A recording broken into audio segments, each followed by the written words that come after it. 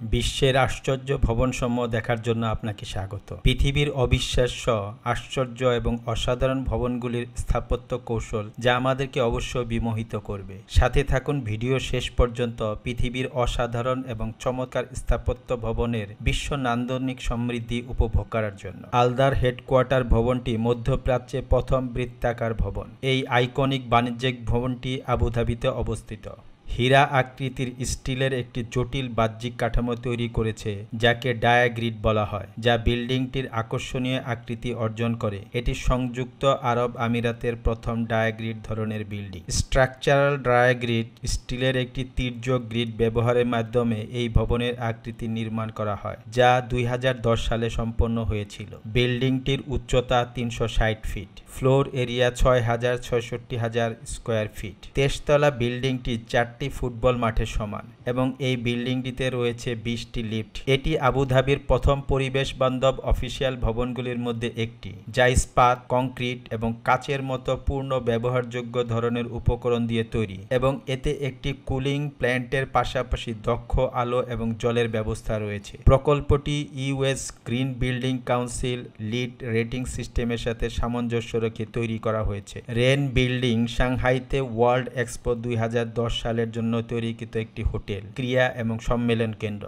বিল্ডিংটি দুটি বিল্ডিং একটিতে একত্রিত হওয়ার মতো ধারণা করা হয়। প্রথম বিল্ডিং খেলাধুলা এবং জল সংস্কৃতি কেন্দ্র ঘর। দ্বিতীয় বিল্ডিং আলোকিতকরণের জন্য নিবেদিত এবং কনফারেন্স সেন্টারটি রয়েছে। বড় বাঁকানো প্লাজাগুলি পুল এবং কনফারেন্স বিল্ডিংগুলোকে আচ্ছাদিত করে, যা নদীর ধারে একটি ক্রমাগত বিনোদনমূলক জনসাধারণের জন্য জায়গা তৈরি করা হয়েছে। গোলাকার, খোলা এবং ছাদের আলোগুলি অডিটোরিয়াম এবং পুলগুলিতে আলো নিয়ে আসে এবং নদী থেকে ওঠার সাথে সাথে ধীরে ধীরে ঘন হয়ে ওঠে। অবশেষে হোটেল কক্ষগুলির জন্য চকচকে জানালা এবং টেরেস হয়ে ওঠে। দুটি বিল্ডিং একটি 1000 কক্ষের হোটেলে মিলিত হয়। থাকার জন্য একটি বিল্ডিং। দুটি ভবন একসাথে একটি টাওয়ার এবং একটি খিলান হয়ে যায়। খিলানটি হুয়াংপু নদীতে উপেক্ষা করে এক্সপো সাইটের মূল অক্ষে সমাবেশ এবং কার্যকলাপের জন্য একটি বর্গক্ষেত্র জুড়ে রয়েছে।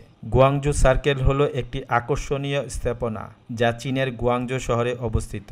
গুয়াংজু সার্কেল অফিস কমপ্লেক্সটির প্রতিষ্ঠা বছর 2013 সাল। গুয়াংজু সার্কেলের উচ্চতা প্রায় 453 ফুট। গুয়াংজু সার্কেল অফিস কমপ্লেক্সে মোট প্রায় 190টি অফিস রুম রয়েছে। গুয়াংজু সার্কেল অফিস কমপ্লেক্সটি তৈরি করতে প্রায় 3 বছর সময় লাগে। এই বিল্ডিংটির বিশেষত্ব হলো তার আকার ও অমিত ডিজাইন। 33 তলা বিশিষ্ট এই ভবনটি মোট 9,10,000 বর্গ ফুট এবং এটি তৈরি করতে 150 মিলিয়ন খরচ হয়েছিল। মূল কেন্দ্রটি খোলা, কোনো কাজ ছাড়াই। এটি বিশ্বের সবচেয়ে উঁচু বৃত্তাকার ভবন। ভবনটি ইতালীয় স্থপতি জোসেফ ডি পাস্কুলায়ে ডিজাইন করেছিলেন। গুয়াংজু সার্কেল চীনের সবচেয়ে উদ্ভট ভবনগুলির মধ্যে একটি। Katara tower, crescent tower, Lusail এবং কাতারা হসপিটালিটি টাওয়ার নামেও পরিচিত। কাতারের লুসাইলে অবস্থিত একটি সুউচ্চ টাওয়ার। কাতারা টাওয়ার 692.3 ফিট উচ্চতা। কাতারা টাওয়ার তৈরি করতে খরচ হয়েছিল $600 মিলিয়ন।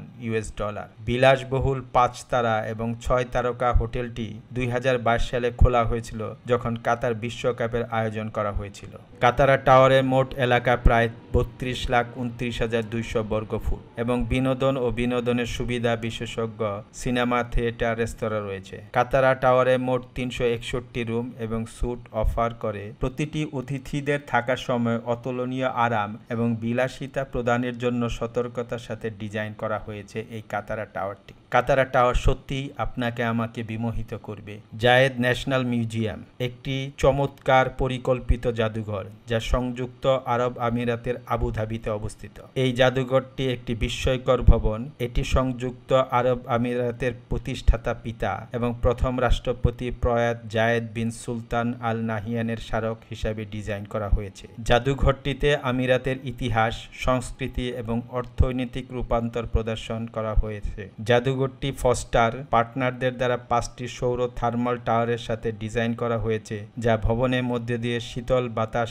আকার জন্য চিমনি হিসেবে কাজ করবে। বাজ পাখির প্রতি জায়েদের ভালোবাসার স্মৃতির জন্য টাওয়ারগুলো ফ্যালকন উইংসের মতো আকৃতির। জাদুঘরটির উচ্চতা 374 ফিট। ভিতরে large auditorium, exhibition area, entertainment place রয়েছে। জাদুঘরটি এখনও নির্মাণাধীন রয়েছে। আশা করা হচ্ছে 2025 সালের ভিতরে উদ্বোধন করা সম্ভব হবে। আজকের ভিডিও এখানেই শেষ করছি। এরকম আরও ভিডিও দেখার জন্য চ্যানেলটি সাবস্ক্রাইব করে পাশে থাকার জন্য ধন্যবাদ।